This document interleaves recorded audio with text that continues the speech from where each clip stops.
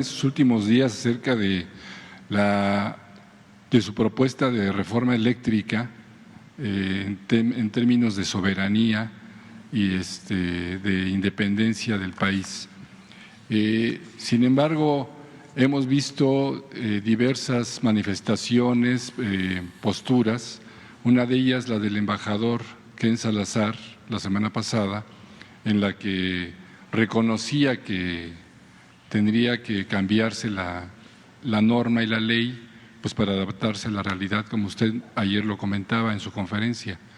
Sin embargo, ayer en La Paz, ahora el embajador da una vuelta a esta postura y dice que la iniciativa que usted propuso al Congreso pues promueve la energía sucia. Usted tiene una reunión al ratito con John Kerry, nos ha efectivamente manifestado su postura, pero quisiera que usted la reitera. ¿Qué es lo que usted reitera respecto a esta postura de Ken Salazar? Gracias.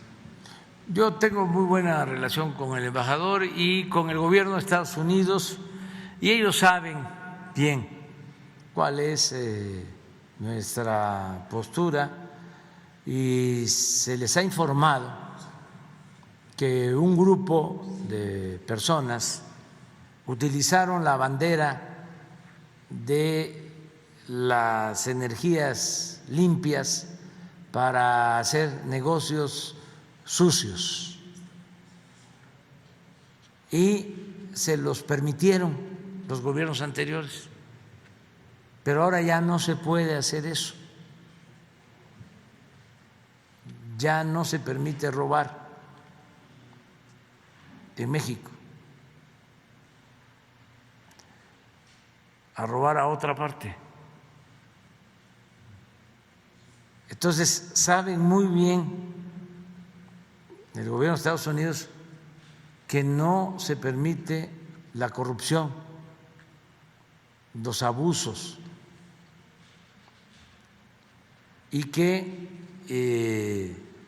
no actuamos de manera arbitraria, que lo que estamos haciendo en lo que corresponde a la industria eléctrica es buscar reparar un daño que se le causó a la nación, al pueblo de México. Y hay complicidad de empresas con autoridades, porque esto no se pudo haber hecho sin el contubernio de empresas y autoridades. El recibir energía más barata que una corporación ya sea comercial o industrial, reciba energía más barata porque supuestamente la produce, cuando no es cierto, que sea autoabasto, pues es un fraude. Y no puede ser justo que paguen por esa maniobra tramposa menos por la luz que lo que pagan las familias mexicanas. Entonces eso en Estados Unidos, en Europa, en China, en Rusia, en cualquier lugar, pues es un fraude. Y nosotros no protegemos la corrupción, eso ya lo saben y lo entienden. Lo que pasa es que pues son intereses, los defraudadores pues son bandas de delincuentes, solo que de cuello blanco, que no pierden ni su respetabilidad.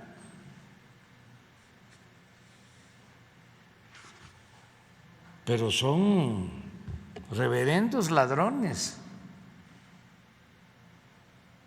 y tienen muchas influencias, manejan periódicos, pero no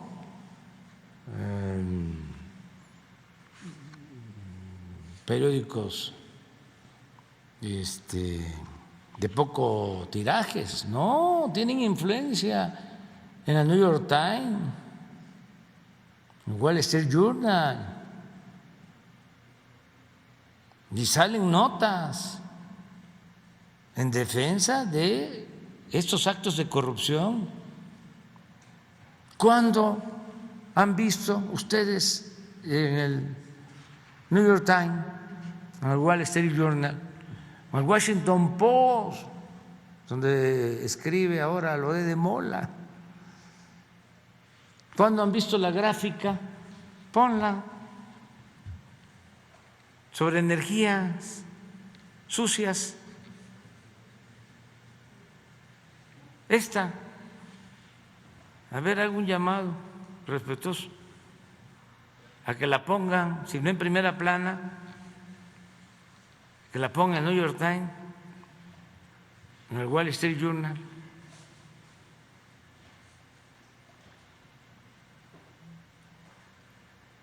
Así está. Miren, ¿quiénes producen más energía sucia? Y aquí falta China para ser justos, que está arriba. Pero de Estados Unidos a México hay una diferencia de más de 10 veces.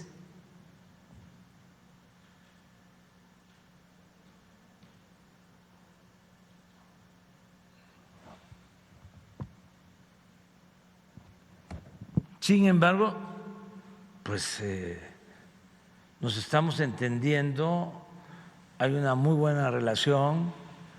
Claro, hay intereses, de repente 2 senadores, hay un senador de origen cubano que tiene mucha influencia en Florida, que ese constantemente, ¿no?, defiende estos intereses, ¿no?, de quienes nos ven como si fuésemos colonia,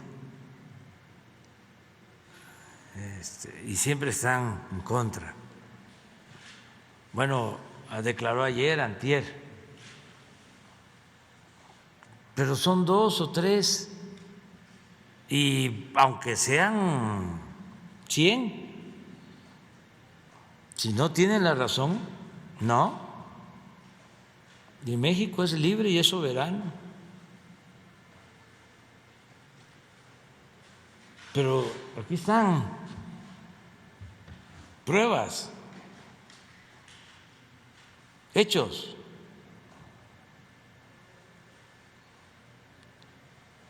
Y todo porque hacen lo que llaman lobby.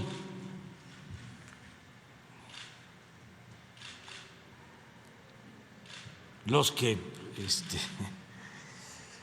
se dedican a los negocios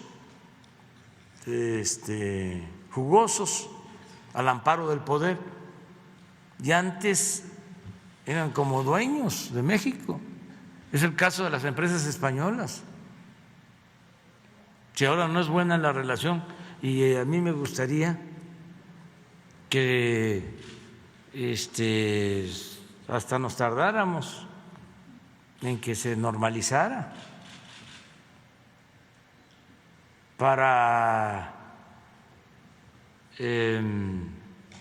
hacer una pausa que yo creo que nos va a convenir a los mexicanos y a los españoles, desde luego al pueblo de México y al pueblo de España, hacer una pausa en las relaciones, porque era un contubernio arriba, una promiscuidad económica, política, en la cúpula de los gobiernos de México y de España, pero como 3 sexenios seguidos. Y México llevaba la peor parte, nos saqueaban.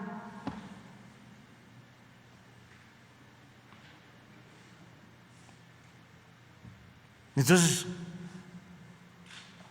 vale más darnos un tiempo, una pausa. A lo mejor ya cuando cambie el gobierno ya se restablecen las relaciones, y yo desearía, ya cuando ya no esté yo aquí, de que no fuesen igual como eran antes. Aquí está Octavio, el director de Pemex.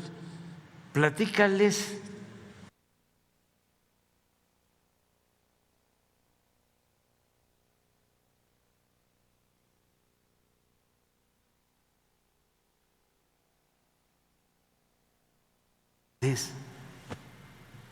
Aquí está Octavio, el director de Pemex.